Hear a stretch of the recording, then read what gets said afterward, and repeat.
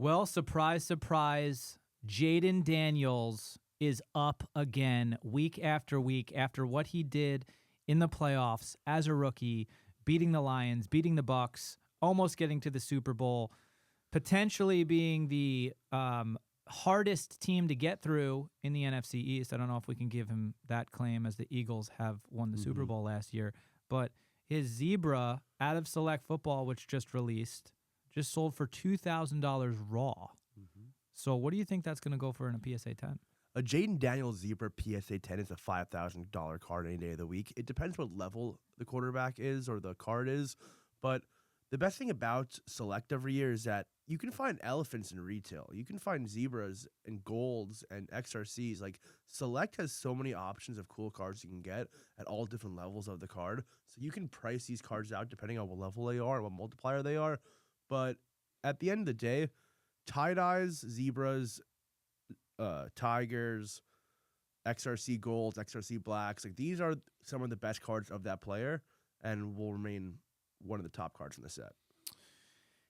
The next question is Jaden Daniels ever going to go down? Because it seems like he's kind of just on this upward path. And, I mean, I think he would have to play significantly worse than he's played last season for his card price to go down. And we're not going to see that, obviously, until he gets injured, right, in a preseason, God forbid, or he starts playing and the Commanders don't look good. Jaden Daniels goes down week one. No matter how good he plays, a week one second-year quarterback will go down because he is old news now. Cam Ward, Jackson Dart, those players are going to go up. But Jaden Daniels, from week one to the playoffs, can't do anything better than he did last year. So you will see a fall.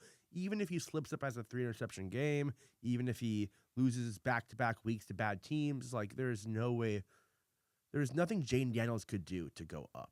Now let's talk about another player who is interestingly going down in price, Drake May, and there's really no reason for this in the offseason, but his gold XRC sold for $8,000 in April, and it just sold in the last 30 days for $1,500 less. Do you think that's just a steal from a buyer who made a good deal, or do you think that people are off of Drake May and that's why he's going down? I think it's a timing change.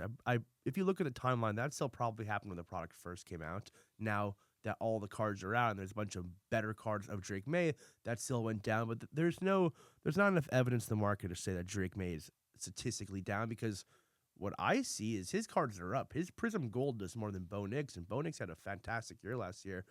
I think if you look at a chart of all the cards and he bases off like Prism Silvers or like base optics, he's definitely up. Gold XRC back in 2022. By the way, this is not even like the card boom. This should be the end of the card boom, not a 2021 price. Sold for $28,000, a gold XRC.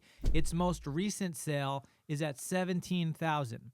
Do you think this card stays down in price, or Joe Burrow this season is going to come out, ball out, win the AFC North, and can it potentially reach that $28,000 price point again and even maybe surpass it? Yeah, I'm glad we brought this card up, because the other day I actually purchased a Joe Burrow Gold XRC Auto that just triggered a whole buy warning for me at this price point. If you see it's down to $17K in a PSA 10, that is a buy. It is not going lower than this, especially because last season he was one of the best quarterbacks in the league.